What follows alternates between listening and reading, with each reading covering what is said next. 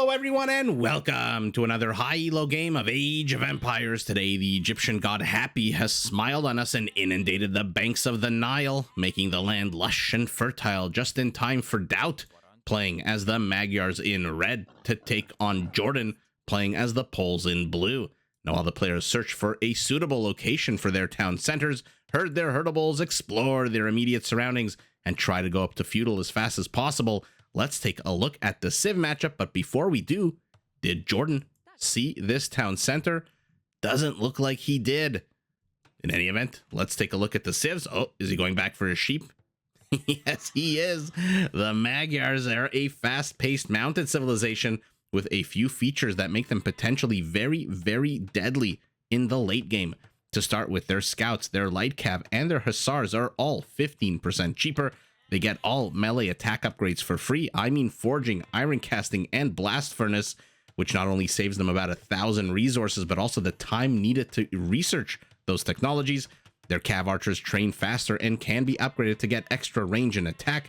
And their unique unit, the Magyar Hussar, is a light cavalry unit similar to, but a little bit stronger than the regular Hussar, except that it comes with an attack bonus against siege units, not monks, and it does cost a little bit of gold, although the gold cost can be defrayed with researching Corvinian army.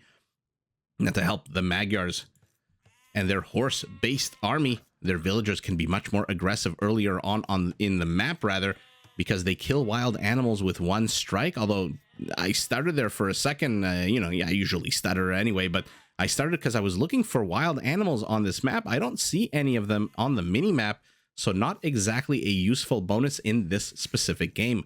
Now, speaking of late game killers, we've got the Poles, a civ that very much focuses on their cavalry as well. If you're in the mood for something light, scout cavalry line units do come with a small attack bonus against archers and can be upgraded to do trample damage, which is fantastic because the Poles are one of the only two civs in the game to have their hussars replaced with winged hussars, which are already tankier and stronger than normal hussars, and come with an attack bonus against gunpowder units and an even bigger attack bonus against monks. Now, if you're in the mood for something heavier, you can go the route of the knights and the cavaliers, because the Poles with the Schlachter upgrade can upgrade these units to cost a lot less gold. And when I say a lot less gold, I mean it 60% less gold. Now, to back up their cavalry units on the field of battle, the Poles can rely on their unique unit, the Obuch. This is a tanky, well-armored infantry unit whose attack actually reduces enemy armor by 1. And when I say armor, I mean both melee and pierce, every time it takes a swipe with his giant, massive warhammer.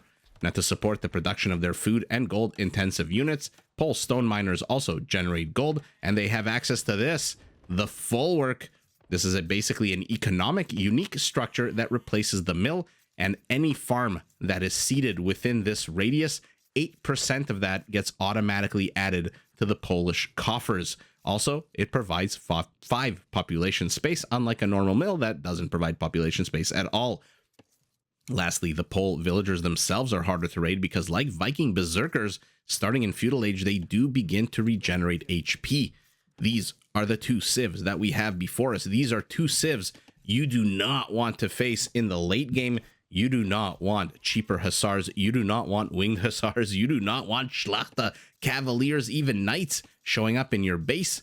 But while the players build their economies and settlements from scratch, because this is a nomad map, let's take a look at the actual map itself. Unlike usual water maps, this one comes with a bit of a stone ridge around the edges of the water, and I believe that this continues throughout the entire map, meaning we are not going to see any water play at all. Nowhere to build a dock, but there is one crossing here between the two players, and as we saw, our Magyar taking the left side of the map, our Pole taking the right. And surprisingly, even though this is nomad, and even though these are two different civilizations with villagers starting in complete random points on the map, we saw both the Pole and the Magyar start here. They're both sitting on the same number of villagers. Both basically at the same spot, resource-wise, a little different. One focusing more on wood, one focusing more on food. And like I said, the Egyptian god Happy, the one who floods and inundates the Nile, right here in the center. If you're wondering why I went that route with the introduction, man, oh man, has he made this land lush and fertile, this would be an absolute bonanza for the Mongols and maybe even the Britons with their shepherds who work faster. There are a shiitake ton worth of herdables and huntables and just basically food sources. Also sparse bamboo all over the map. However, scarce resources. Take a look at this. Little clusters here and there. Stone, you get 2. Gold, it looks like you get 1. So not a lot of very, rich resources. Let's put it like that. I'm trying to figure out how to say it, but yeah, scarce resources. The gold and the stone are very, very scarce. We'll see if that inures to the benefit of the, sorry, wrong player, to the pole. We'll see. Those 30 gold knights instead of the usual 75. This map might be quite beneficial for the pole. On the other hand, all of these sources of food might work to the benefit of the Magyar with those scouts, light cav, and hussars that are all 68 food instead of the usual 80. But you guys know I hate predicting the direction that the games will go. Obviously, we're going to see some kind of cavalry. I mean, now that I said obviously, we're probably not going to see any cavalry at all. Who's kidding who? A sheep stares forlornly at this ibex, a love that can never be, as he stares across the Nile, having no way to cross because he's just a sheep. His line of sight looks like 2 tiles, doesn't know about this crossing. Go be with your love, your forbidden love. In any event, it is our Magyar first to hit Feudal. Our pole has the resources, might want to cancel a few of these villagers that he's producing. Okay, builds, researches Loom first. And after Loom, we'll see this 600 food probably disappear. I think he's probably done with the villager production, especially since the Magyar is already in Feudal. And now take a look at the top left of your screen, forging immediately for free. Fantastic. I love these kinds of bonuses in this game. My favorite, if you've watched this channel before, you know my favorite is the Turkish bonus where scouts become light cav, become hussars immediately. And does our pole even need gold? Remember, 1 gold for every 3 stone mined, I believe, is the ratio. Yeah, 1 gold for every 3, and a huge amount of sheep for both players. I wonder if they're microing their shepherds.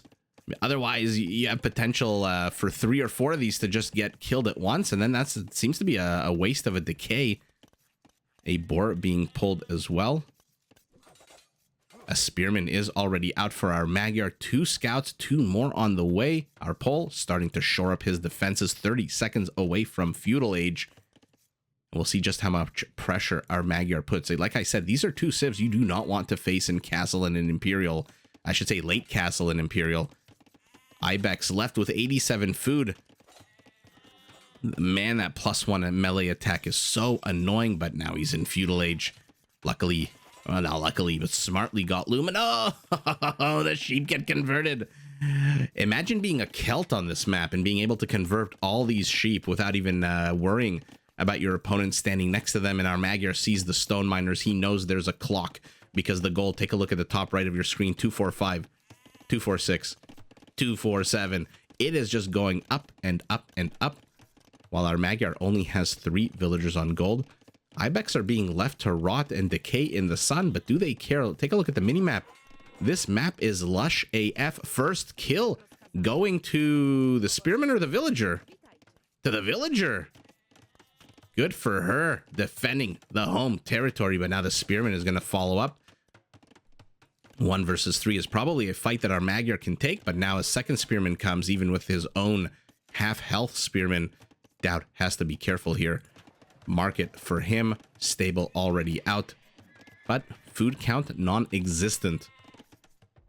Probably a good map for the Saracens as well. Who's kidding who with their market bonus? The Hindustanis now with their powerful market feature of 10%, luring this spearman to his death. And now it is 2 kills to none for our pole. That being said, our Magyar is not done. Pushing out, bringing home more and more sheep. I honestly don't know which civ to favor in this map. the lack of gold might hurt the Magyars in the later stages of the game, but the abundance of food, man, oh man, 6 scout cavalry, while at the same time already going up to 650 food. But look at this, our pole with those stone miners generating gold with the full work. Remember, 8% of the value of these farms immediately gets added. So take a look at the top right of your screen, that 104, 113. Yeah, sorry. 104, I got. No, I think it jumped from 80 something. I missed it completely. Sorry. Those of you who join us in the live streams, which we are, by the way, back to doing frequently. Let's put it like that. I'm not going to promise nightly, but frequently. Know that I sometimes miss little tiny details of things like that. A sheep exploring the bounds of this land bridge here. The ibex now is looking forlornly across the Nile, saying, "Where is my lover? Where is my sheep?" The sheep has betrayed him, has moved over to the side of the poles. And man, our Magyar is doing an amazing job. Keep in mind, he is depopulating the sheep of his opponent. He hasn't even started to scout his own side, or rather the side of the map where he is. He is slowly but surely stealing all the sheep that he can, although came very close to seeing these ones and then huffed it back home. Bloodlines for his scout cavalry. And in a minute 23, if I remember to take a look at the top left of our screen, we'll see that iron casting becomes researched immediately as well.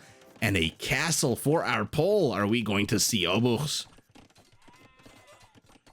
For now, what we're seeing is spearmen versus scouts. Obuch not a bad choice in this map. They do only cost 20 gold, 55 food. Tinkle, tinkle, go the spearmen. Who will die here first? The micro out of JorDan is amazing. He's not letting this scout get a few extra shots off. The second the scout moves closer, this spearman immediately attacks him. 2 sheep. 2 sheep. Man, oh man. Okay, he killed the boar. Building a blacksmith. It looks like he might have lost a villager there. Well, by the time you hear me saying this, there will be a picture-in-picture. And now the spearman finally, after doing such an amazing job, lies dead. And a house being built over his bones. Kind of morbid, kind of creepy, but you know, it happens sometimes. You read, every 10 or so years, you read about a story somewhere in Europe or somewhere in North America. Somebody finds either a skeleton in the basement or an unexploded bomb or something like that. But that is neither here nor there for now. There are a few unexploded knights. Oh, I missed it again. The iron casting upgrade for free. I am just missing everything. Docking a bunch of nonsense. 37 villagers for our pole. Army supply. Army count 0. But does he have anything to be scared about with this big juicy castle right in the center of his base? When you're playing the poles, you can't afford to put your castle in a place, and houses too. Any structures really in a place that you know traditionally would block farms. Usually you want to save a lot of space around your town center for farms, which is why there's 3 tiles this difference here. But because as the poles, you rely mostly on the full work. Yeah, you don't really don't need that. Another full work always confuses me because it is the blacksmith symbol. Another town center. JorDan is expanding, but despite this big expansion, he is just 1 villager ahead of his opponent and 12 army count down. The pole gathering, marshaling his forces. What are we looking at? 10 knights. He doesn't. Sorry, the Magyar. The Magyar, not the pole. Making use of that amazing +2 free attack, and the villagers see it. JorDan's reaction time amazing so far. Knight take a few pot shots from the town center. This is not a time when the knights can really engage into a town center. These knights probably will, if they attack the town center, would do what, 600-700 damage, but they would all die. Not exactly a unit in early Castle Age, which I think I can say confidently say we're still in early Castle Age. Not a unit that can really take on a town center, but here we go. Obuchs are already being trained. Villagers moving forward, a monk moving forward.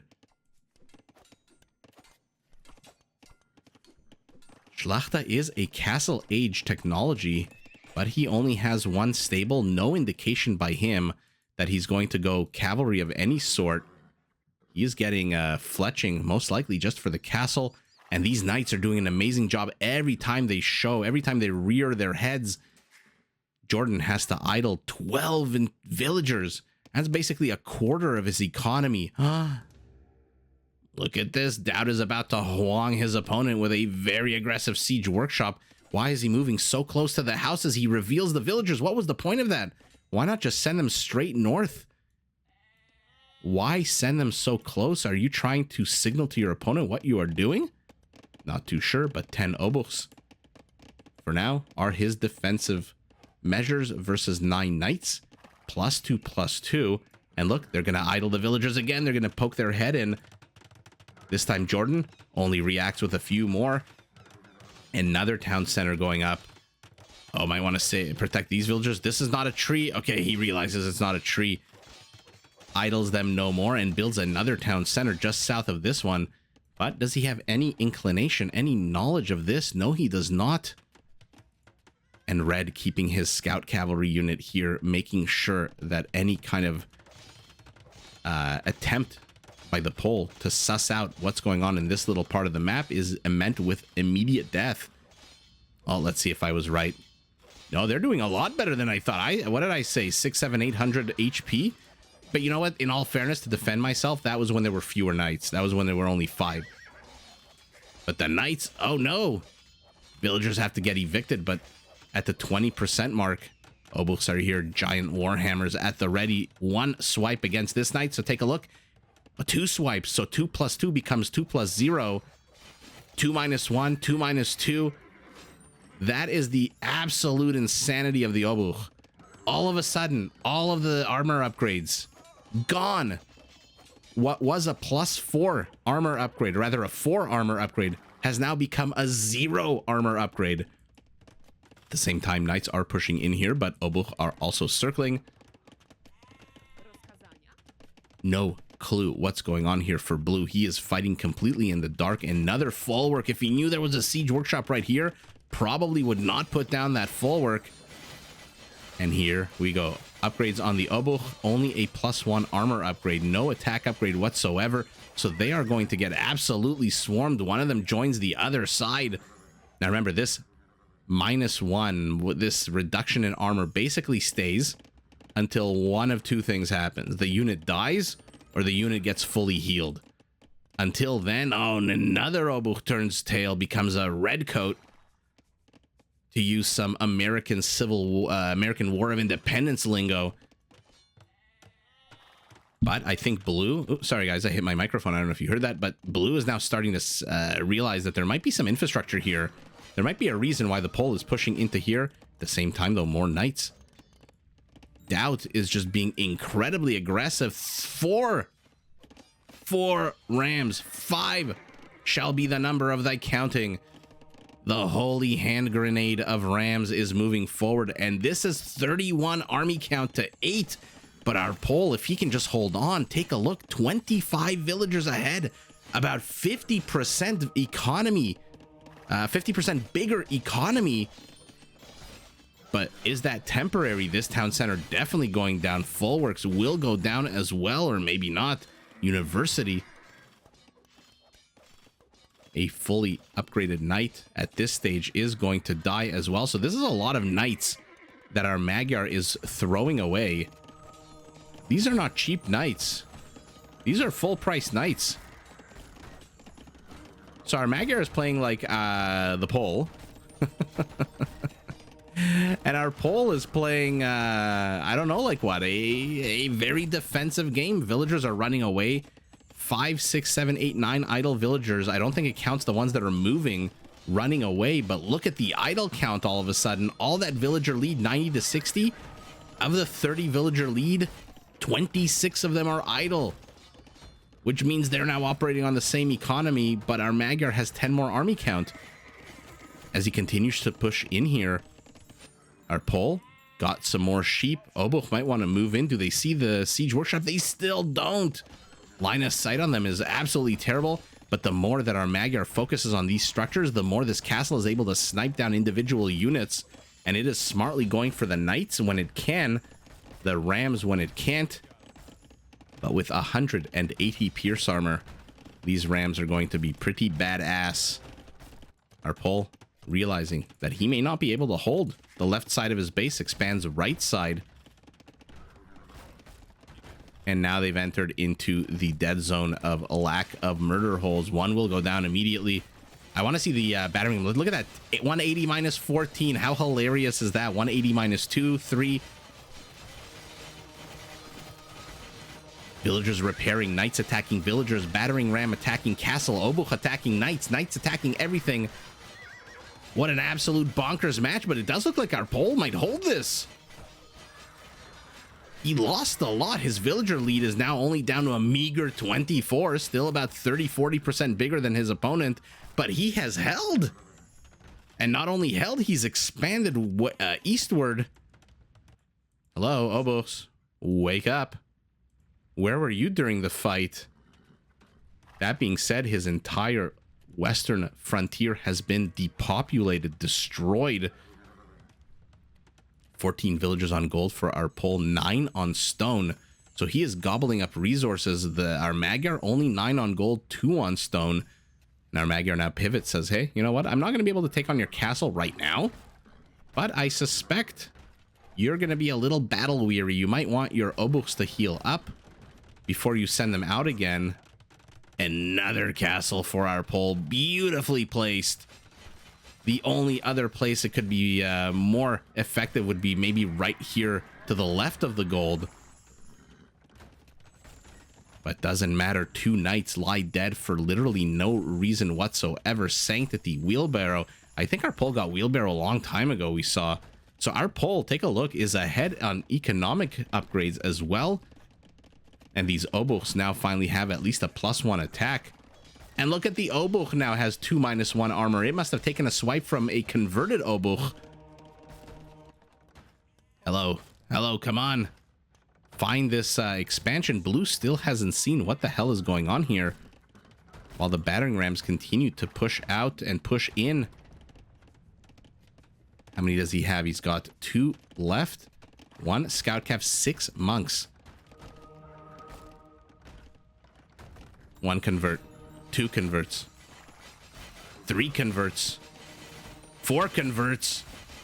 Oh man, that is a 8-unit swing.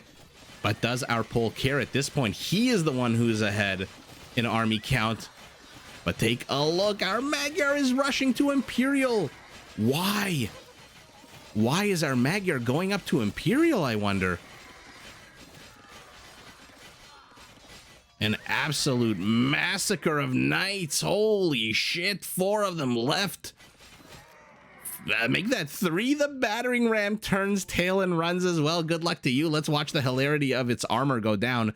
180 minus 6 minus 7. Man, you gotta love the Poles. They are just such a fun civilization to watch. And look at our Polish settlement. Expanded across the entire northeastern portion of the Nile. Still 4 Obuchs. Still haven't seen this. Come on. 21 Obuchs. Schlachta is on the way. How many stables does he have? Apologies to anyone on a smaller screen. I am zooming out. He's got 4 stables. That's a good amount on this kind of map. Is our Magyar ready for this? He has built his base somewhat haphazardly. There is no rhyme or reason to any of this except for maybe the mills, which have been used, by the way, take a look at the minimap now, have been used to depopulate the natural flora and fauna of the map. And the mill is next on the agenda here for the Obuchs. In 27 seconds, JorDan is going to see that his opponent is an Imperial. We'll see how he reacts. He thinks he's safe going knights. Let's see what our Magyar does 6 seconds away. I mean, you gotta assume he's gonna go Cavalier. Doesn't have the resources for it, but you gotta assume he's gonna go Cavalier. If he does, why the hell is he wasting his knights on Obuchs right now? Okay, but numbers wise, here we go. Ibex fleeing the scene of what is about to be a massacre of blue knights, given how badly they are outnumbered.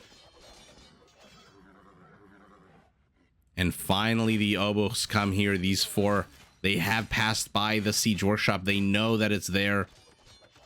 An outpost as well. So he is trying to blind DauT. DauT's presence on the eastern banks of the Nile is in jeopardy. The question is, does he care? He's basically even in army count, but look at villager count. There's the Cavalier. I really want to take a look. So 2 - 2, when it becomes a Cavalier, does that negative stay? Oh, please survive. Oh, I was going to say something real bad.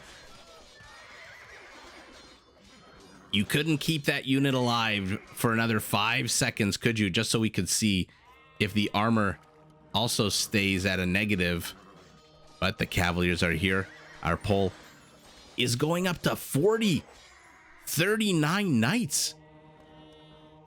At this stage, JorDan has a decision to make. Does he commit? Does he cancel those and try to go up to Imperial himself? Or does he just try to swamp his opponent with more army supply? Let's take a look at the actual difference between these two units and see what the actual benefit and advantage is. 20 less HP, 2 less base attack, but you know, in Imperial you do get Blast Furnace for free as the Magyars. Base armor, melee the same, speed the same. So more attack and 20 more HP. Not an insurmountable difference for our poll, who is now going up to 60 knights. How many stables? 10? 10 stables, holy shit. Is he going to swamp over our Magyar, who again technically has the better unit? And man, oh man, this is hard for a caster. There are fights going on everywhere here. Maybe not here, maybe not here. If only he saw these guys, he would move a little bit further south and attack these basically 9 villagers for free. And the numbers are working out to the benefit of the poll temporarily. Temporarily? Are these two Cavaliers going to hold here? It looks like they might. No, they don't. No. They take a lot of Polish knights down with them, though. And he is going up to 74 knights. We don't often see this when one player reaches Imperial. Generally, there's a GG in the wins. There's very rarely a doubling down on Castle, which is exactly a viable strategy that some players should use, especially the Poles. That being said, nothing. Shut up, Isaac. The freaking Poles with 49 knights. Wow. A fun, amazing game all around. 93 knights to 105 knights. I mean, we'll call them knights because for what, 85% of the time they existed, they were knights. 8 p.m. incredibly relaxed for DauT. Pretty relaxed for JorDan. One at the 14-minute mark, one at the 41-minute mark. Economically, whoa, our poll. I mean, at one point he had an economy that was 50% bigger, 90 villagers to 60. Is this even unexpected rather? 6 relics, 8 for our poll, but look at that extra gold, 3,000. If that belonged to the poll, the game would have been over a long time ago. But let's take a look. Wood count, more for our poll. Food count, a lot more for our poll with those freaking full works. And I guess the bigger massive economy. It looks like gold mining was about identical. When you subtract 3,000 for relics, that's 8,100 to 8,500. And this also, by the way, includes the 1 for 3 stone mining gold, but more. Or sorry, no, this includes the stone mining gold, the 8,500. And then basically almost 2 castles worth of difference of stone for our poll. Wow, what did I just do? I clicked there. Oops. 137 kills, equal kills for both players.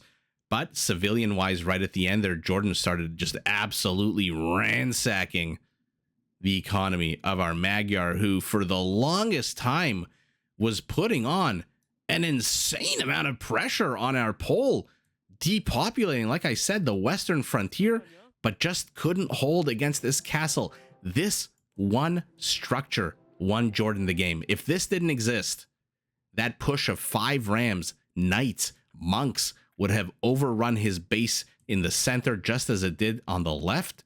And there, you know, there's only so much you can run. There's only so much room on this map. But look at our Polish settlement. Nice and secure. I absolutely love 1, 2, 3, 4, 5, 6, 7, 8 stables. Eventually 8, 7 or 8, whatever you want to say, however you want to count it, in the incredibly forward position here on his side of the map. Neither player going for any kind of wall off, as you know, one would expect maybe in a campaign game or just a fun game that we're having. Who wouldn't love to wall something like this off? Although I don't think you can. I don't think you can build anything on here. So an imperfect wall off at best. Although never mind, I am wrong. Stables is being built on the I guess the weaker part of the stone. Interesting, very fascinating. In any event, our Magyar put on a crazy amount of pressure trying to stop exactly what happened afterwards, which is the Schlachter rush of knights. 59 knights at one point going up to 70 and just absolutely wrecking the economy of our Magyar, who was down villagers the entire game, now down 50 villagers. And JorDan with the Schlachter, with the amazing hold, the amazing versatility to push to the right side at the exact same time as he was losing the left, takes the big W. But holy moly, what a fun game. GG to both players. Did you enjoy this video? Check out these other clips and make sure to subscribe and enable notifications so that you're notified of my latest uploads.